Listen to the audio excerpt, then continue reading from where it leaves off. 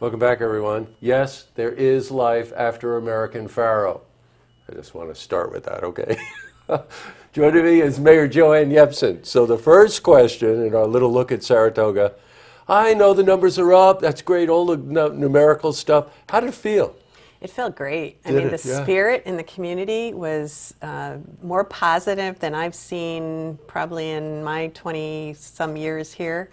But of course, the business was great and the attendance at the track was up, but just the spirit alone and people's excitement, whether they lived here or are coming into the community, it's just been great. And I've been going to the track, as I said, for over 20 years, and I've just never seen people that happy and that excited about anything. So one horse can make a huge difference in our economic development, as we saw, but also I had the opportunity to meet with the family, the Zayat family, and meet with Bob Baffert and present a key to the city. And I think their reaction to Saratoga Springs was just as gratifying because they couldn't have been happier with their stay. We had so many businesses donating hotel rooms and cars and meals and just making them feel so welcome.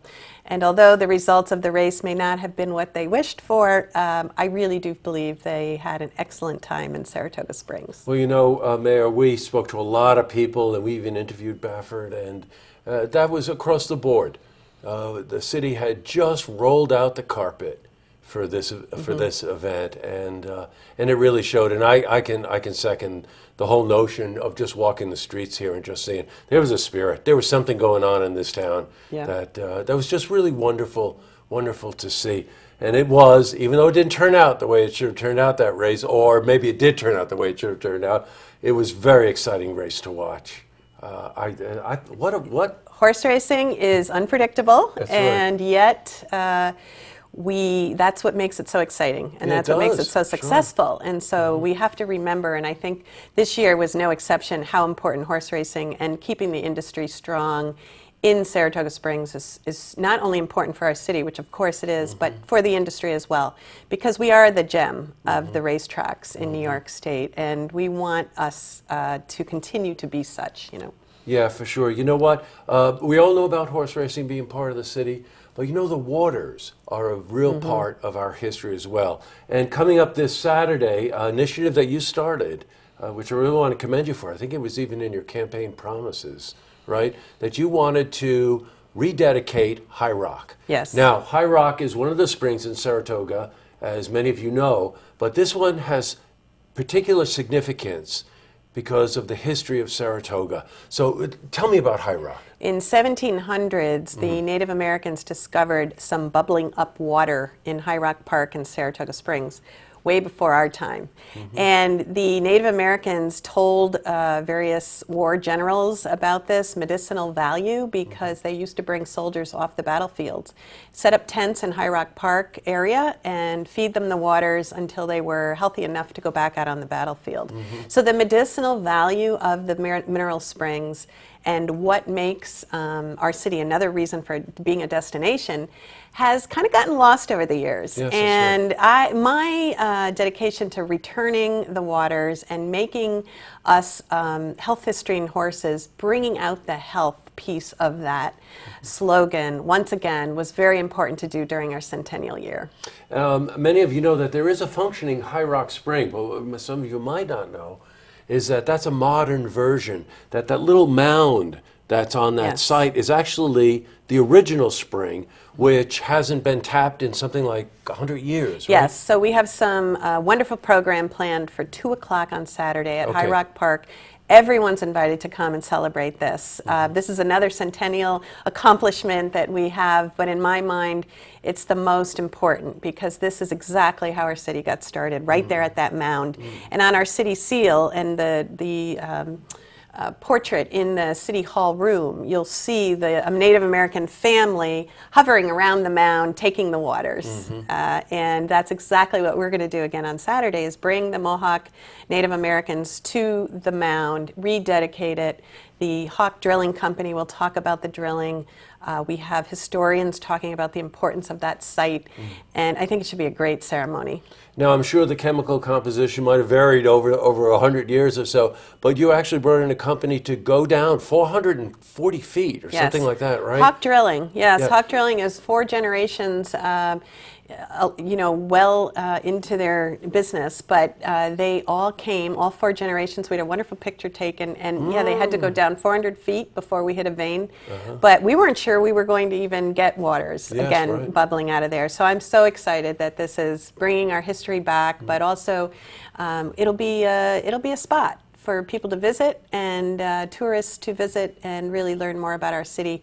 We're probably going to have some plaques there describing the site, and hopefully it'll be drinkable as well. Well, you know what? We certainly have the history here, so we have the bragging rights. We certainly do. We do. That event, just to remind you again, is this Saturday at 2 p.m. at High Rock, which is right down on Excelsior. And bring the whole family. It's wonderful for children to get a sense of what the history of the region is like. And then, of course, for all of us who just want to be reminded of why the city can be so great, you know. I really want to commend you for that. Thank you. Slightly different tone, different note, but kind of interpreting celebration in a different way. 9/11 tomorrow. Correct. The mayor and I were talking before we went on air, and Noah Savitt, who's a friend of mine, is the sculptor, the 9/11 sculptor, and we interviewed him a while back when he was designing it and making it, but I had noticed over the years that not a lot of attention had been paid to the site. Right. And that all of a sudden, as the last year or so, I remember you telling me that you put a committee together, and if you go see this site, it's beautiful, it's peaceful, it pays tribute in the way that I really personally believe it should be. Absolutely. Paid, right? Yeah, so both artists, Noah and John, had steel brought up from The site. Yeah, ground zero, and created this sculpture in memory, and it's called Tempered by Memory. And it was erected in High Rock Park after much debate about where to put it, and I think it belongs there. I think it fits well, but the grounds were kind of going by the wayside. And so Dottie Pepper came to me and said, let's do something about this. And she's worked closely with the Public Works Department, but the community once again has responded to our call, and landscapers donated plants, volunteers came out and worked the property, and have created a beautiful site to go and meditate. But tomorrow we'll be doing our ceremony that I have promised the people in this region that we will hold every year that I'm mayor. We started it last year. It'll be an annual tradition, obviously, on 9/11 at 8:30 in the morning. We had the church ringing bells at 8:46 last year when the first plane hit. It's hard to hear the bells down in High Rock Park, so we're actually bringing bells to the ceremony tomorrow. And it should be a lovely ceremony, an opportunity for us to hear from others who have experienced this way too close and personal. That's right, and you know, the 9/11 touched so many people in so many ways, but we have to have people in our community whose spouses were there, lost their lives or whatever. Some like to be public about it, and some don't. So the whole idea that at 8:30 tomorrow morning at the memorial, there'll be a ceremony.